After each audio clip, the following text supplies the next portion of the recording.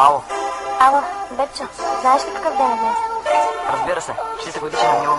Искам само да ти кажа, че адски много те обичам и това го правя за теб. Никога няма да забравя тези мигове с теб. Аз се чувствам добре, обичам те и винаги ще си в моите сърце.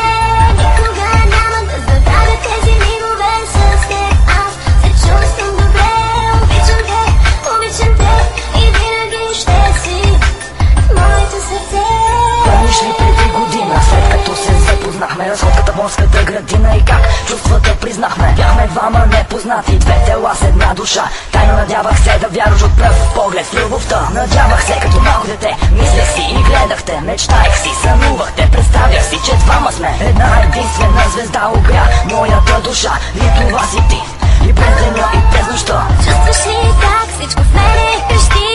Искам да съм с теб, дори да ме боли. Обичам те. Никога не съм се чувствала така преди. Помниш ли всеки ден, когато идваше до нас по терасата? Чувах твоя глас, сърцата ни вече не са отлет. Ти обичаш мен и аз обичам те. Никога няма да забравя тези мигове с теб. Аз се чувствам добре, обичам те и винаги ще си в моите сърце.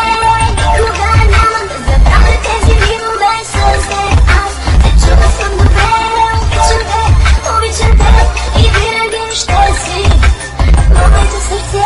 Година по-късно ти осмисляш моя ден, ти за мен и аз за тебе съм роден. Преди без теб живях, но те видях и осъзнах, че си зла да грях. Но това не бива да ме е страх. За мен ти си това, което исках от живота. На теб посвещавам този звук и тази нота. За това, което преживяхме ние с теб. Искам те завинаги, разбираш ли ме, беб? Тя е твоята половинка, ти си